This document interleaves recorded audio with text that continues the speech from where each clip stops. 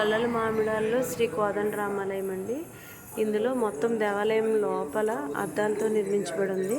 So ఇక్కడ ఈ అద్దాలకు ఉన్నటువంటి విశిష్టత ఏంటి అనేది ఇప్పుడే మాకు ఒక గైడ్ సూచించడం జరిగింది.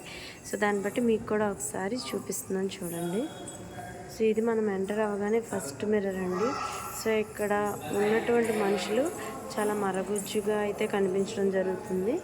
సో అంటే నార్మల్ యాక్చువల్ సైజ్ కన్నా కూడా మరగుజ్జుగా కనిపిస్తారనమాట. చూడండి అలా.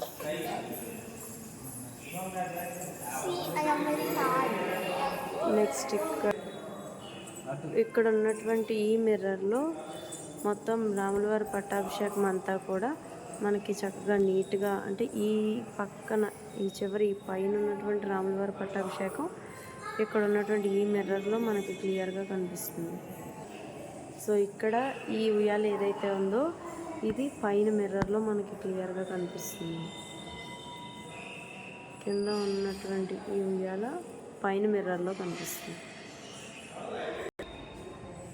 ఇది కూడా అంతేనండి, సేమ్ పైన ఉయ్యాల కనిపిస్తుంది.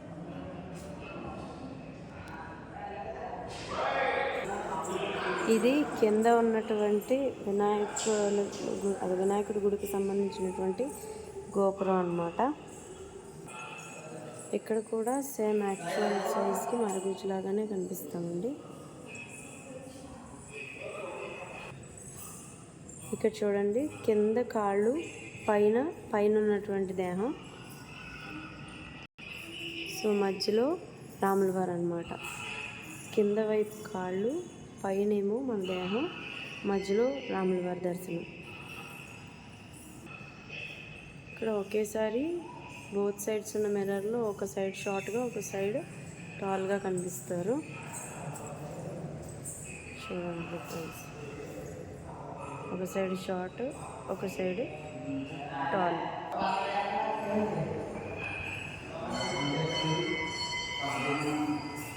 రెండు హైట్స్లో మనకి ఇమేజ్ కనిపిస్తుంది.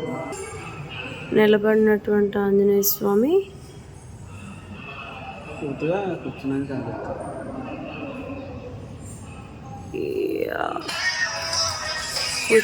ఆంజనేయ స్వామి. ఇక్కడ ఒకటే మిర్రర్లో both front and back.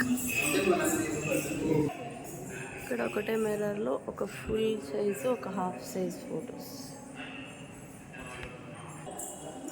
So ఇదండి ఈ కోదండరామాలయం యొక్క విశిష్టత.